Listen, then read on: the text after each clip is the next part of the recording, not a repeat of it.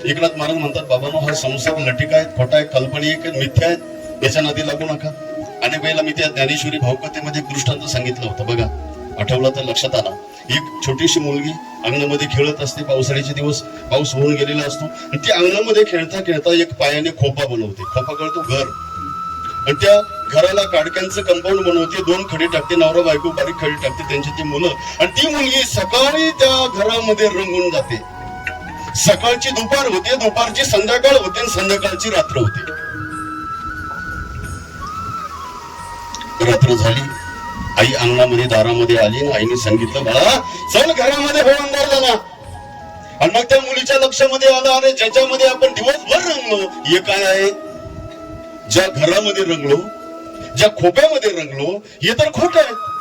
मग ज्या पायाने, ज्या हाताने ते घर बनवलं ना, त्याच पायाने त्या घराला लात मारते. कुठं जाते? कुठं जाते? खऱ्या घरामध्ये. कोणाचं सांगतो मी? तुम्ही अजून अंगणातच शिका.